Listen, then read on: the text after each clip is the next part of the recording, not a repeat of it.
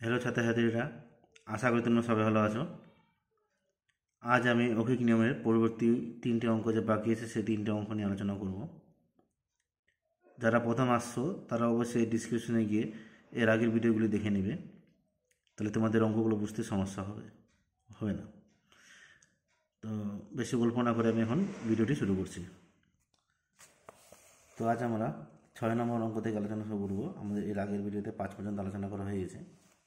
তো 6 নম্বরটা কী বলেছে, একটি মেলায় 12টি জেনারেটর দৈনিক 6 ঘন্টা চালালে পরে 7 দিনে মজুদ তেল খরচ হয়। দৈনিক 4 ঘন্টা চালালে 9 দিনে ওই মজুদ তেলে কয়টি জেনারেটর চালানো যাবে হিসাব করি। দেখো, 7 দিনে মজুদ তেলে খরচ হয় কত? 6 ঘন্টা করে যদি চালাই তাহলে যে পরিমাণ তেল খরচ হবে ওই পরিমাণ তেল দিয়েই 4 ঘন্টা চালাবো, কিন্তু সেটা 9 দিন চালাবো। তাহলে আমি কয়টি জেনারেটর চালাতে পারবো সেটা এখানে হিসাব করতে বলেছে। দেখো আমি অঙ্কটা কীভাবে করছি। তো আমি এখানে লিখলাম গণিতের ভাষায় সময় জেনারেটর সংখ্যা। দেখো 6 ঘন্টা 7 দিন চলবে, তারপর টোটাল চলবে কত ঘন্টা? 42 ঘন্টা। কয়টি জেনারেটর? 12টি জেনারেটর। এবার টোটাল 4 ঘন্টা 9 দিন চালাবো, কয় ঘন্টা চলবে? টোটাল 36 ঘন্টা।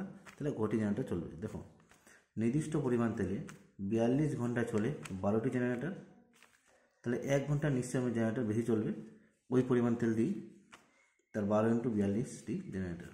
তাহলে 36 ঘন্টা কম চলবে, সেটা 12 × 42/36। যেহেতু কম, এখানটায় চলবে বেশি সেই জন্য গুণ করলাম,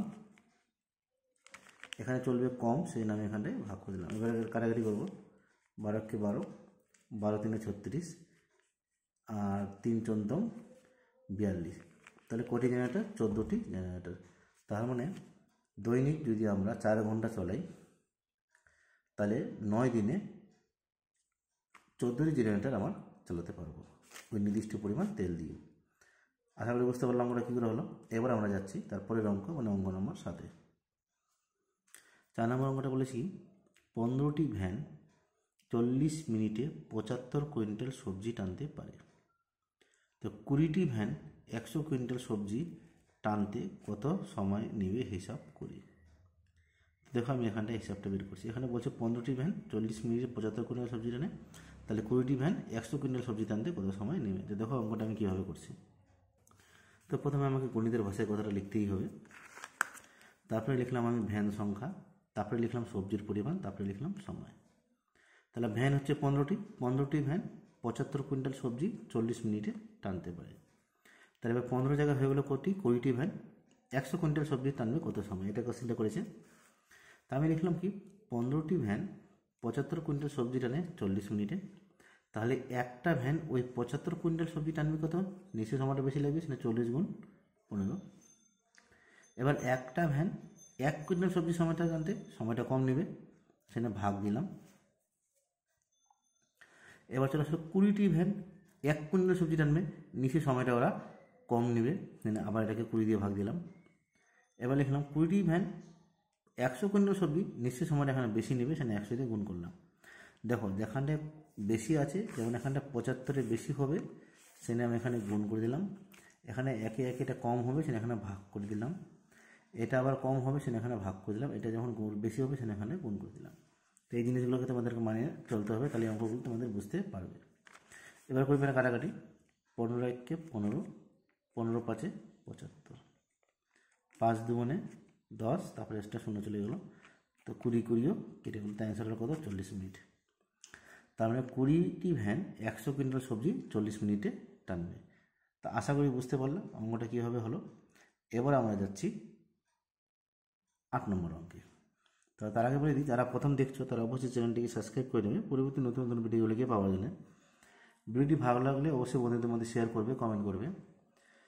আর যারা প্রথম দেখছো ফেসবুক পেজ থেকে, তারা ফেসবুক পেজটিকে ফলো করে নেবে। যারা ইউটিউব থেকে দেখছো তারা ইউটিউব চ্যানেলটিকে সাবস্ক্রাইব করে নেবে।